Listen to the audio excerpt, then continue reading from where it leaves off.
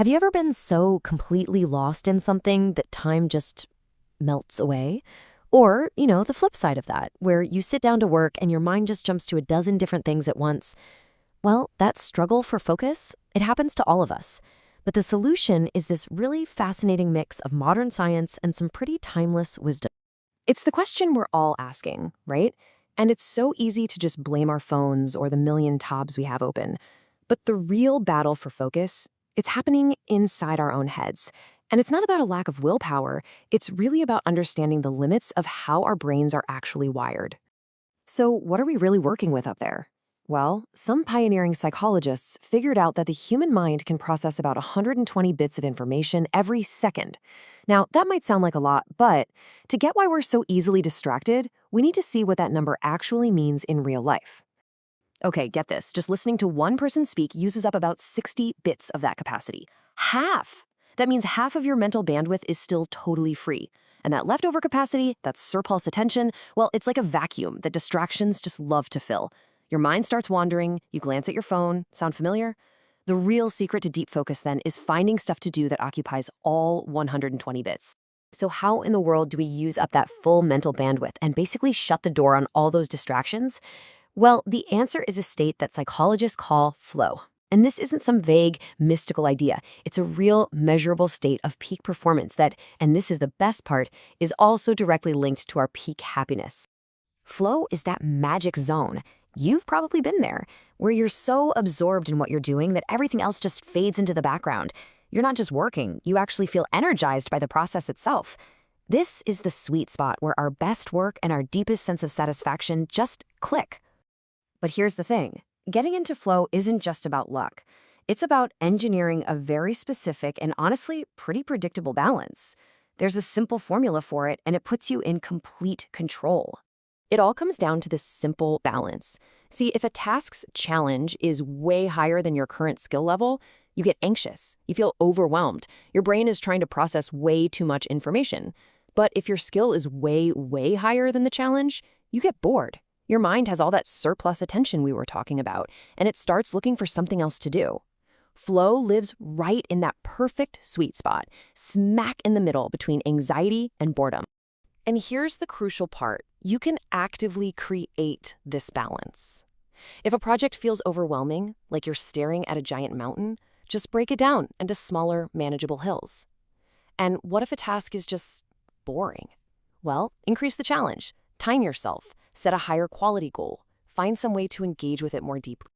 All right, so let's get practical. How do you engage more actively with something that often leads to total boredom and mind wandering, like, say, studying or reading some really dense material? Turns out there's a powerful tool for exactly that. The biggest enemy of focus when you're reading is being passive, just letting your eyes scan the page while your mind is off somewhere else. We can fight this with a classic method from psychology called SQ3R. It's literally designed to turn reading from a passive chore into an active, engaging challenge that demands your full attention. So here's how it breaks down. First, you survey. Just take 1 minute, scan the headings, get the lay of the land. Next, you question. Turn those headings into actual questions. This primes your brain to start looking for answers.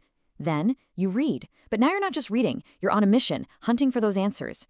Afterwards, you recite the key points out loud, like you're explaining it to a friend. And finally, you review your notes and questions. See? This whole structure transforms a boring task into a challenging one, creating the perfect conditions for flow.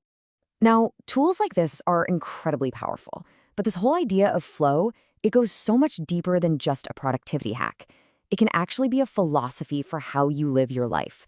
So let's zoom out a bit and explore some timeless wisdom on this. This insight from the philosopher Swami Vivekananda is, well, it's pretty profound. What he's saying is that focus isn't a switch you just turn on for work. It's a muscle you build in every single moment by truly listening when a friend is talking, by fully experiencing a meal, by being present even when you're just relaxing. Every moment becomes practice. And that leads to this really powerful metaphor for the mind. If you spend your whole day scrolling, multitasking, and letting your attention splinter into a million pieces, you're actively making your focus blunt. It's like trying to chop wood with a dull axe. When the time comes for a task that needs real concentration, that sharp edge just isn't going to be there. Protecting your focus is really about keeping your most valuable tools sharp. So, how do we sharpen that axe every single day? Well, the Japanese philosophy of Kaizen offers this really practical and sustainable path. Instead of some heroic one time effort to suddenly be more focused, Kaizen is all about committing to tiny, incremental improvements that just build on each other over time. And you could apply this across your whole life. Each day, you just ask, how can I improve my thinking, my emotional state, or the quality of my work, even by just 1%? Each tiny improvement in your skill level lets you take on a slightly bigger challenge, and that creates this amazing positive feedback loop that builds a really powerful and focused mind over time. So, when it all comes down to it, focus isn't about forcing yourself through boring stuff. It's about the art of finding that perfect intersection of challenge and skill.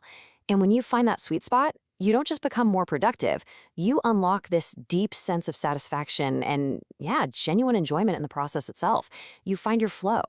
Look, all this theory is powerful, but the real change happens when you actually do it. So I'll leave you with this question. What's one task today where you can consciously try to find that sweet spot between challenge and skill? What's one small thing you'll choose to fully master?